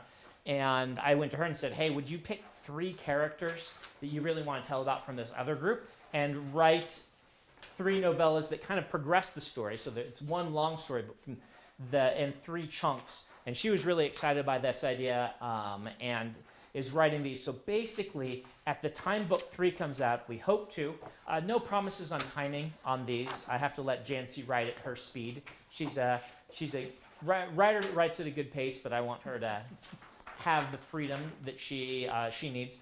So she's going to write these 3 novellas from 3 different viewpoints that are together going to cover the same time that the 3rd book does, that kind of catch you up on what everybody is doing while Spence's doing kind of solo adventure stuff.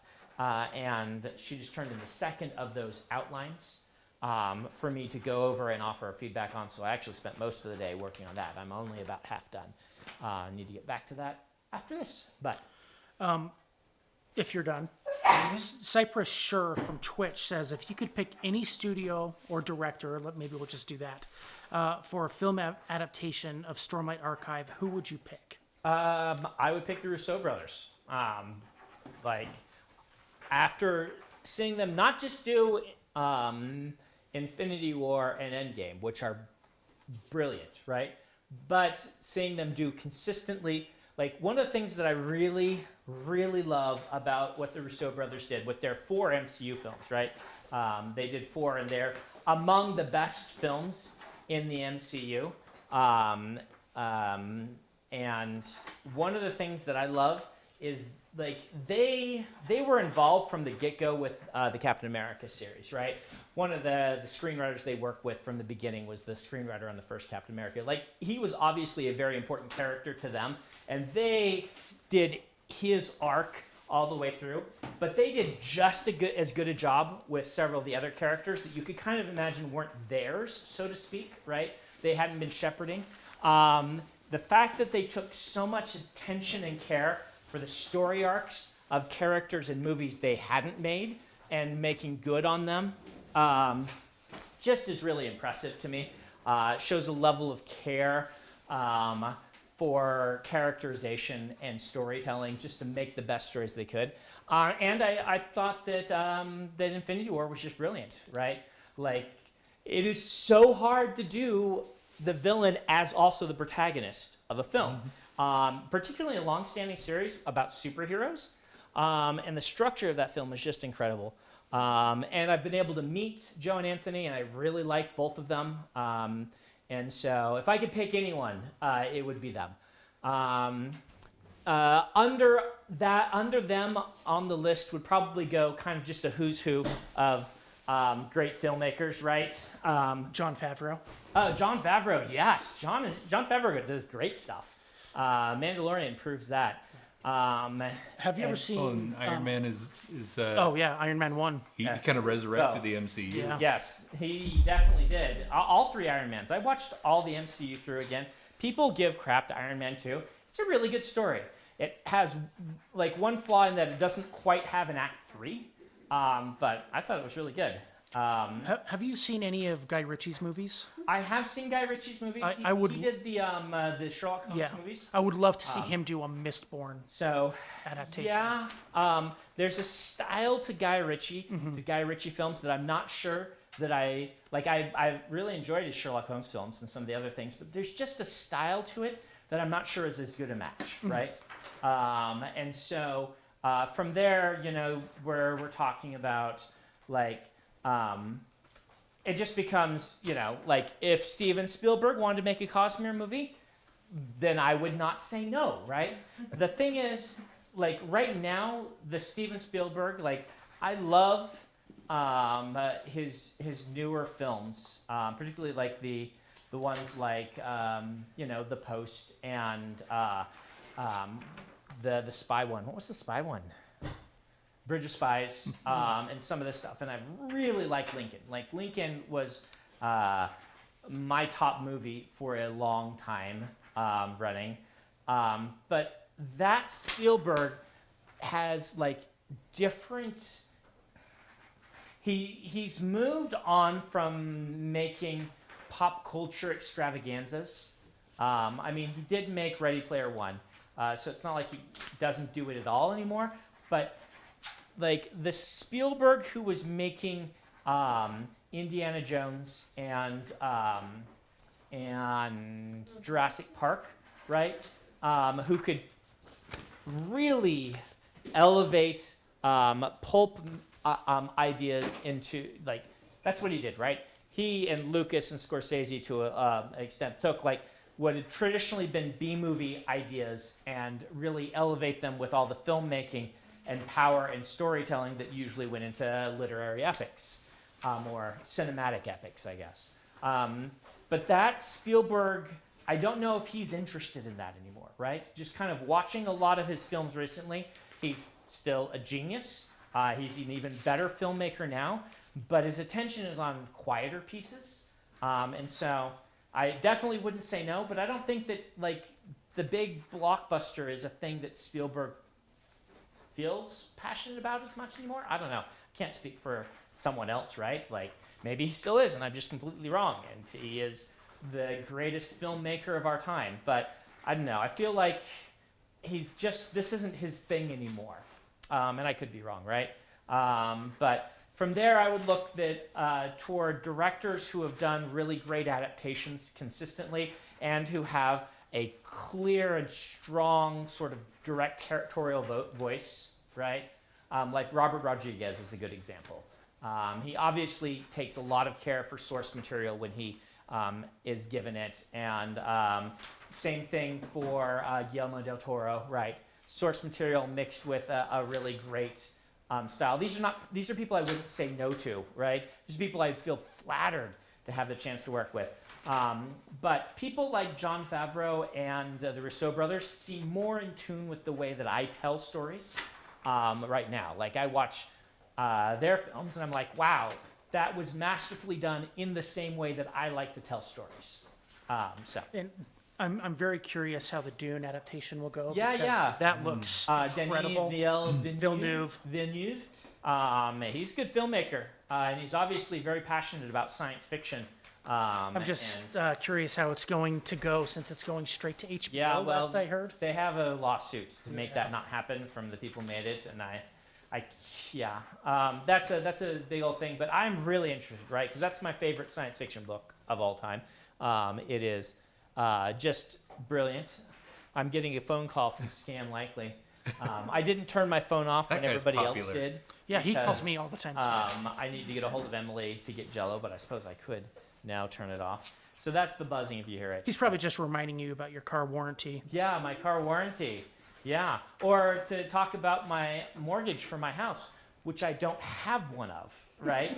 And haven't for many years had a mortgage. And if it's not them, then this one obviously said Scam Likely. There's a not tiny chance if I pick up an unknown phone number call to me, it is a fan who has somehow found my number on the internet. That happens more often than it probably should. And so basically I don't answer the phone unless it's in my phone book. And my voicemail message says, hey, if this is an important call, call Adam, and it gives them his phone number. But that doesn't ever happen. He gets a lot of really, crazy fans. Not too much anymore. Yeah, and that's generally because like people just don't call me anymore. Like I haven't even like the times when I was getting fans calling was like 5 or 6 years ago. I think my phone number must have just moved among the communities or shown up on Google results. My phone number was, the reason it was out there is because it was attached to the business documents we did when we filed the corporation. And it's, I expect most of those. and Kara scrubbed most of those. For me personally, I don't mind it, right? Like I just think it's silly. I'm like, oh, you tried actually calling the author. That's bold. But they call Kara now, yeah. And I'll admit, one of the people that called was just like, oh, I thought this was the phone number for your customer service. I didn't think it would actually be you. I'm so sorry. Some authors would consider that frightening. I don't. But I still would not recommend just calling the author. If you want to contact me, there are other ways. But you really can't now through the phone because I just don't answer it. And I hope that if it's important, that they call Adam because, yeah.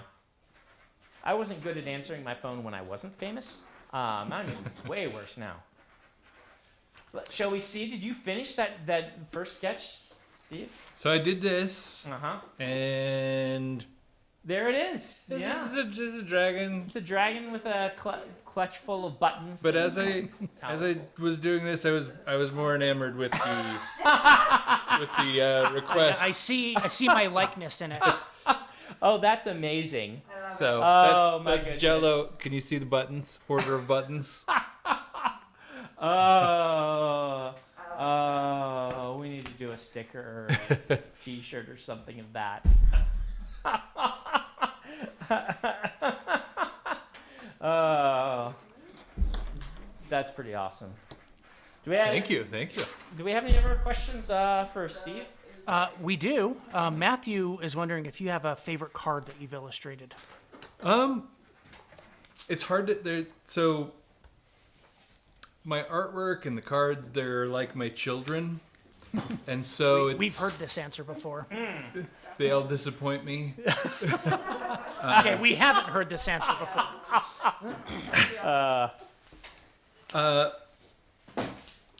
I could probably answer that if we broke it down into criteria, because there's cards where I like the artwork, but I don't like what the card does, and no one else likes it. There's cards where I like the card, but I don't necessarily care for the artwork.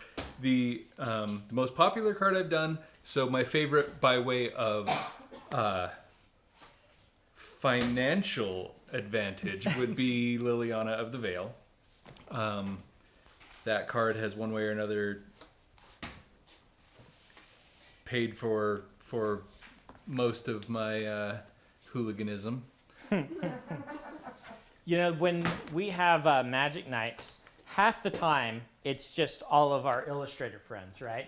And so we get to hear them pouring over the cards in the draft about how much they loved working on this art, or, oh, it's this person that I like.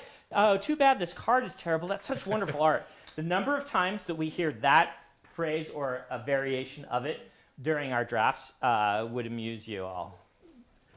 It is fun because it starts conversations about, because a lot of us know each other.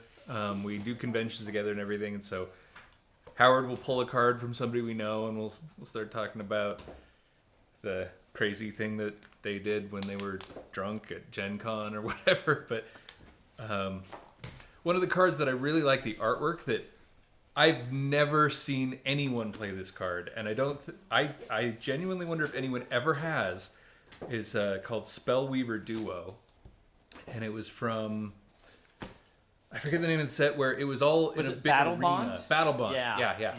So it was Battle Bond, and it's a 4/4 for 6 mana, something like that. So it's like, this is kind of, it doesn't do anything, except it's a 4/4 for 6, and it's like, that's just not a good Direction. Yeah, it's bad economy. That's not even for a a card card. that you would put in your draft deck if you were desperate. Yeah.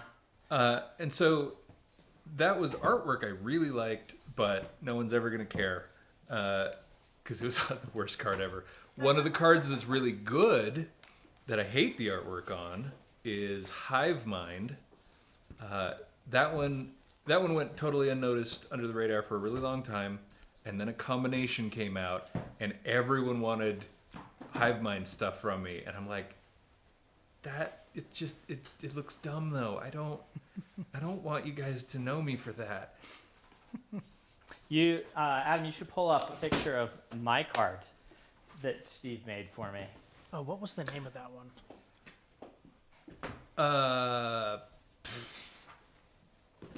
Let me see. Why can't I remember?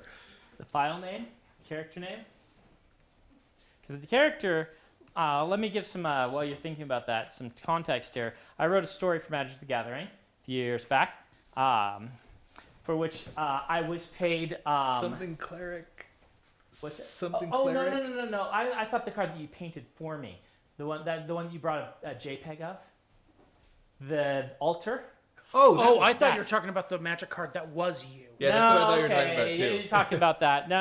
Okay, I will stop No. searching. You don't have to find that. I was talking about the segueing us. Yes. Yeah. Steve did put me on a card but that's not really like Steve just uses people as models, and most of the people that he knows end up on a card. He's like, hey, I need a card that does this. You look like that. Would you come model for me? It's my one modeling gig I've ever done. So yeah, I am on a card. That one's called Urbis Protector. Okay. Yes. But I was talking about the cool, that was really cool. Being on a card, don't get me wrong, was really cool.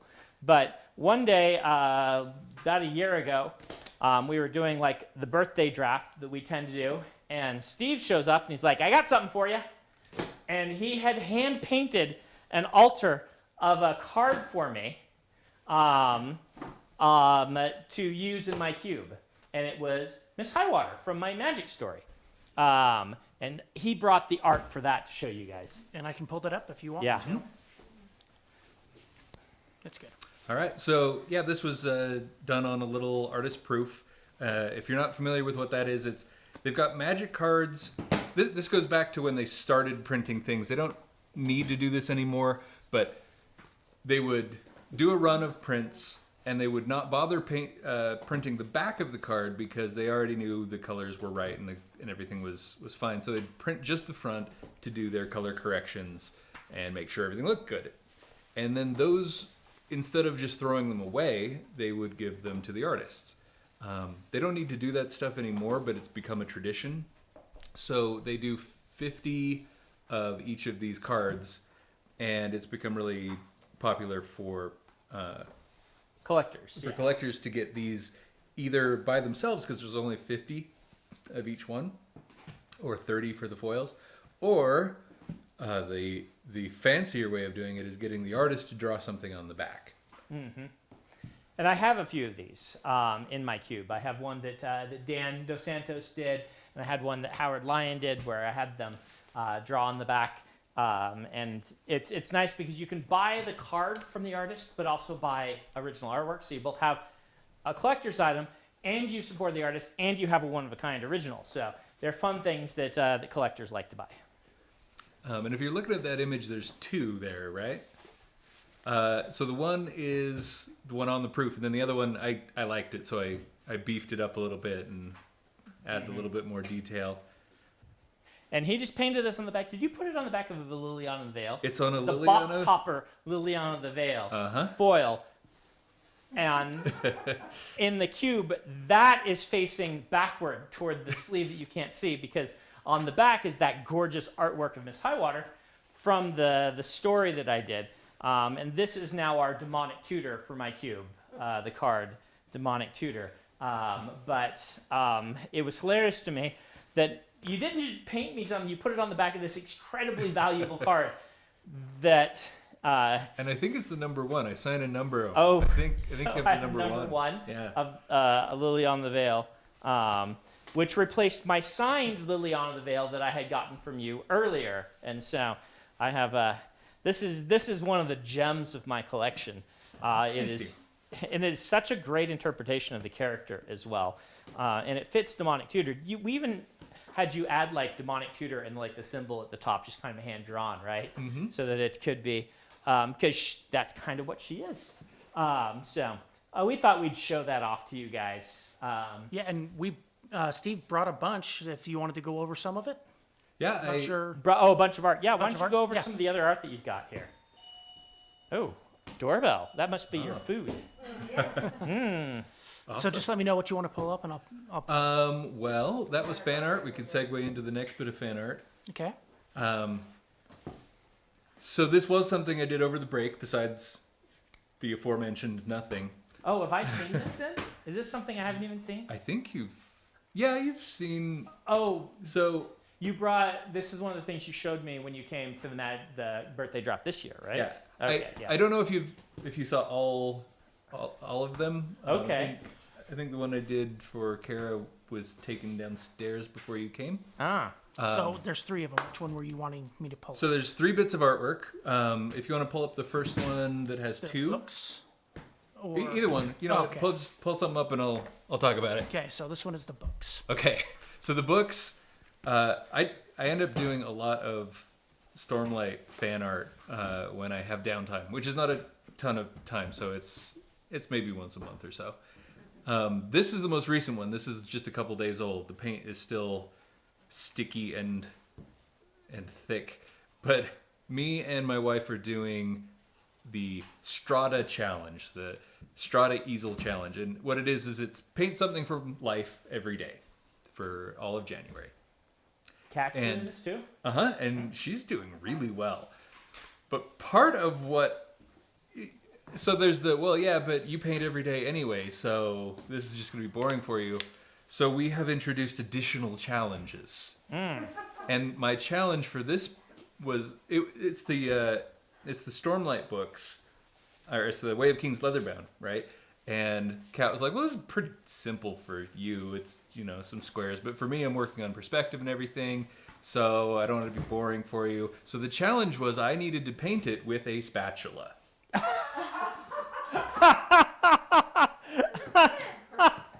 And that is exactly what I did. Okay, and I it need to turned see out. this. I'm gonna go over. It's not showing. It is now.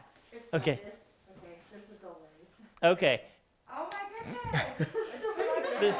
you painted the leather-bound book with a spatula. With a spatula. It's It- beautiful too. Why, thank you. And it's only a 6x8, so Okay. it's small. The spatula could you could do like three swipes and get the whole thing. But it was actually really fun, an interesting challenge.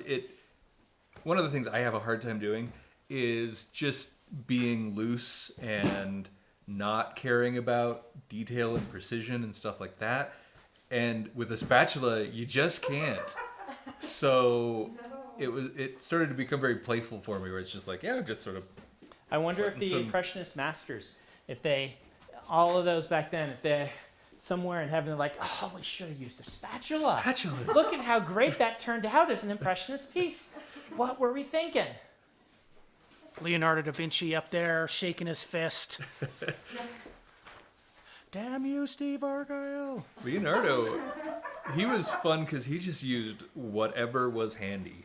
So he probably would have used the Yeah. spatula. Mm-hmm. It's part of what really frustrates art historians, because a lot of Leonardo's works either are just gone from decay or they're really hard to preserve. The reason that like the Mona Lisa is so well protected is not because people are worried that it's going to get slashed or whatever. It's because he painted it in a ton of really thin layers with materials that don't hold up to time well, and so it's just going to fall apart if you leave it to the elements like anything else. Yeah, the Mona Lisa would never get stolen or anything. Well, Well, not again.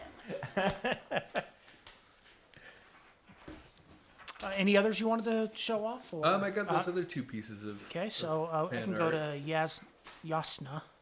Oh yeah, there's 4 pieces of fan art. aren't there? Yasna, Okay. this one is the one I was thinking of that I'd seen. I hadn't seen that one. This is the woodblock one, right? Yeah. Yeah. It's up. I only 1, 2. Well, there's two. This is the same. Yeah. Same sort of thing. I thought people might be interested in a little bit of the prep. So I really enjoyed doing the woodcut style images for the Way of Kings, and it was a few months ago. It was October, the Cosmere Inktober prompt, and I was just like, I've been craving doing another of those anyway. So for the Cosmere Inktober challenge, I did this Yasna, and it's a little bit simpler than some of the ones in the book, and I didn't. I had forgotten that she wears her hair in rings, or ringlets and curls. So that is incorrect, and I apologize. She wears it straight sometimes. I've described it both ways, so you're fine. No I told clothing. you you're fine when you showed this to me. Yeah. But with all of these designs, what you're seeing on the left versus the right is I start with an almost finished rendering in black and white, which gives me a map to do all of the line work, and I don't have to worry so much about getting the correct values while I'm worrying about the directionality and the texture of the lines. And this is a lot about like the problem solving when it comes to the technical part, is I try and break things down into as small solvable problems as possible. And you'll see this with a lot of artists where you figure out the composition first. You're not even worried about what these little blobs are in your thumbnails, and then you worry about the structure, and then you worry about the value structure, and then you start thinking about color. And so you really can make it a lot simpler by just solving one. It's like the saying in pool, you take all your easy shots first, and then you won't have any hard shots.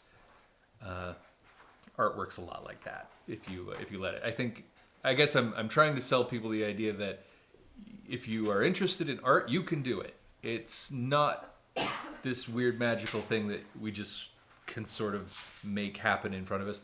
It's something anybody can learn, anybody can do, and I feel like it makes life better. So even if you don't want to go crazy with it, just spending some time doodling here and there, I think people can really learn to enjoy. I think the world's a better place having me not try and add art to it. Yes. Oh, Adam. I hear that and I disagree. I do as well. Well, thank you. Even I, who I don't like, it was really helpful for me as a writer to take an art class, because taking like just a drawing 101, it said to me, hey, artists see the world in shadows and lights, and this is a way that some characters are going to see the world. And when you describe them, these characters are going to see color and shape and light and dark differently. And I happen to have several artist characters in my books that has been really illustrative for, or I guess illuminating to me on how to do it. But just in describing things, I think I got better at describing a scene by being forced to go out and just, draw a tree, which the teacher had us do. And my art was not good on a professional scale. I mean, obviously not. It was one class. But you don't always do things like this because you want to be selling them, right? Mm-hmm. Maybe you will. Maybe you'll become a Steve Argyle, and you will. But I think some of these artistic pursuits are good for us in just a general way. That if everybody had to go out and draw a tree, it would do things, and for just making society better. So I agree with Steve. I don't think the world is better off for you not trying art. I think the world would be better off. It doesn't mean that you have to show it to anyone. Okay, how's this? The world would be a better place if I never showed my art. Yeah. But it was really No, helpful. You're And completely right. It's nice to also in college just I think too few people take advantage of the fact that they're at college and can just take these random interesting art classes and things. Because I took a calligraphy class and a bookbinding class, as I've said before, and they both were just really fun for looking at the world in a different way. And neither of them did I keep doing after that class, but sure, I'm glad I took them. Are we already at 8 o'clock? It is 8:02, yeah. Oh, wow. That was two hours that went by really quickly. Do we want to do last question time? Sure. Let's do one last question. And they're showing off art. Sorry, I was in art mode. Yeah. Did you get all the art pieces? Or is Oh, that- there's like 6 or 7 more. six or seven more? I sent a ton. You'll have to come back. I'd We love can to. show another if you want to right now for last things, or we can just save them all for next time. And The we can- Vince sketches are pretty cool. Well, there's a lot of cool of them. The Chasm Fiend is really awesome too. Oh, thank you. Now you're teasing people. Yeah, I know. That's my job. Tune in next time. And the last bit of fan art is the stuff I did over Christmas break. The key. The key. Did you see the key? I love the key. Of course, I love the key. I didn't see the key. Yeah, I thought the key got put away before you came to draft. So, but you saw the dust bringer, right? Yes. Mm-hmm. So maybe just throw those up real quick, Okay, and then that we'll one's do up. last question.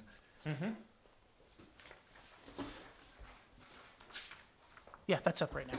And Cool. Brandon, if you wanted to see it. Oh yeah, I did see the Dustbringer, which I love. That's the key with the cars marshable on it, isn't it? Yeah. Yeah, Is that some just an Inktober thing? Well, that was so. That was a Christmas / Oh. birthday present for Kara. I had already, I'd given sketches or something to half of Dragonsteel, and I was like, Kara's the queen of Dragonsteel, and I've not gotten her anything. We missed getting something to her for her birthday, so It's going in my new office. I'm so excited. awesome. I asked Isaac, I'm like, what kind of sketches would she want? Because everybody's got their preferences and stuff, and I was really intrigued by, he said you liked skeleton keys and things like that, and I'm like, I could do something that's not a dragon, or so it was really fun. It's really interesting for me. Yeah. Is it Isaac that looks for interesting keys Yeah. on vacation or like on trips we take? Yeah. Is that to give to you? Yeah, he brings them home to me and he names them. Like the key of, I'm trying to think, like key of romance, key of a happy life, and he names them funny things because it's Isaac. Yeah. He goes to like antique stores and stuff. When we're in like Prague or something. Because Isaac. I will travel did with that me. with him in Prague. Yeah. Yeah. That one's going in my new office too. Awesome. Excited. All right. Let's do last question time. And then, we will wrap up. We'll be back in 2 weeks, Adam. Is that 2 what weeks. we're on a Wednesday again? Because Thursdays now I'm going to be teaching my class during this time period, so we had to move them to Wednesdays. Ramba Rao says, have events in your life changed how you relate to your characters? Getting older and relating more to older characters, or parenthood, relating to parents, Yeah, things I of that mean, nature. This one's kind of a simple answer because yes, it has. How can it not really? Yeah. How can it not? Definitely becoming a father changes the way I look at family relationships. I also take more appreciation now for people like Mary Robinette who work hard deliberately to put good family relationships into her books that are more than just, couple falling in love. That's like it's the relationship that gets done a lot for good reasons. But a couple who is already in love, or parent-child relationships or sibling relationships.